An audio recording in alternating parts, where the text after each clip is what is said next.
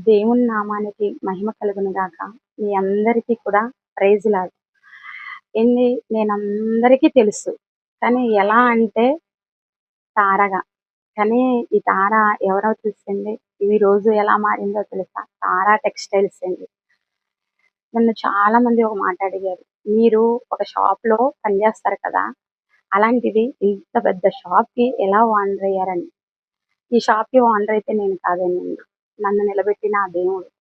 ఎందుకంటే కేవలం ఈ షాప్ అంతా కూడా దేవుడి కృప వల్లే నేను నిలబెట్టగలిగానండి. ఎలా అంటే నేను ఎన్నో అవమానాలు పడ్డానండి. ఎన్నో ఇబ్బందులు పడ్డాను. కానీ దేవుడి చెయ్యి మాత్రం ఎప్పుడూ విడవలేదండి. కానీ బైబిల్‌లో ఒక వాక్యం ఉంటదండి. నీతి నిమిత్తం హింసించబడిన వాళ్ళు ధన్యులని. దేవుడు నా పట్ల ఈ వాగ్దానాన్ని నెరవేర్చారండి. ఎందుకంటే శ్రమ ఎనుక చాలా అద్భుతం ఉంటదండి. అది నా జీవితం పట్ల జరిగిందండి. నేను ఈ సాక్ష్యం చెప్పడానికి కారణం ఏంటో తెలుసండి. దేవుడు నా పట్ల చాలా మేలు చేశారండి. నేను ఎన్నో ఈ షాప్ పెట్టిన కానించి నేను ఒక చిన్న ప్రయత్నం చేశానండి. ఆ ప్రయత్నం అసలు సక్సెస్ అవ్వదని నాకు చాలా మంది చెప్పారు. కానీ దేవుణ్ణి అడిగానండి. తండ్రి, మనుషులకు సాధ్యం కానిది నువ్వు సాధ్యపరుస్తావు. నా పట్ల నీ చిత్తం అయితే నాకు ఆ కార్యం జరిగించమన్నానండి. రీసెంట్‌గా మొన్న మార్చి 24వ తారీఖున దేవుడు అద్భుత రీతిగా నాకు ఆ కార్యం జరిగించారండి. నిజంగా అండి, అది మనుషుల వల్ల కూడా కాదండి. కేవలం దేవుని వల్లే నా పట్ల జరిగించారండి.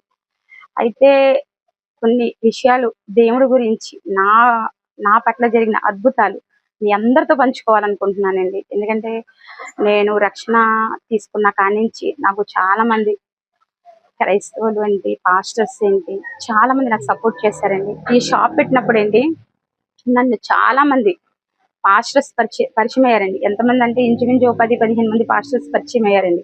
వాళ్ళందరూ కూడా నా గురించి ప్రార్థన చేస్తారండి. భారం కలిగింది, కన్నీరు కారుస్తారండి. ఆ అమ్మాయి నిలబడాలి. అమ్మాయి ఎక్కడైతే అవమానాలు పాల్పడిందో, ఎక్కడైతే ఆ అమ్మాయిని అవమానించారో మీరు అక్కడ ఘనపరచాలండి. అండి, మన దేవుడు ఎవరండి? అన్ని జనుల్లో సిగ్గుపరిచే దేవుడు కాదండి, నిలబెట్టే దేవుడు. అవునా కాదండి? అయితే నమ్ముటని వాళ్ళైతే నమ్మువానికి సమస్తము సాధ్యం అన్నారండి. దేవుడు నాతో మాట్లాడానండి. తల్లైనా మరిచినేమో కానీ నేను మరుగున చూడు, నా అరచేతిలో నేను చెక్కి ఉన్నానని. దేవుడు అట్టి రీతిలో ఈ రోజు వరకు కూడా నన్ను పట్టుకొని నిలబెట్టాడండి. ఎలా అనుకున్నారు? తారా టెక్స్టైల్స్ గా. ఈ రోజు ఈ రోజు నేను ఇలా మాట్లాడుతున్నానన్నా కూడా ఆయన కృపేనండి. ఎందుకంటే నేను మరణం వరకు వెళ్ళానండి. నన్ను సజీవంగా ఉంచారండి. ఇది నా లైఫ్ ఈజ్ జీసస్. నాకు ఇది తప్ప ప్రపంచంలో ఏదీ లేదండి. అలాగే నన్ను ఈ వ్యాపార రీతిగా మీరు నాకు చాలా సపోర్ట్ చేయండి. ఓకేనా? Thank you so much.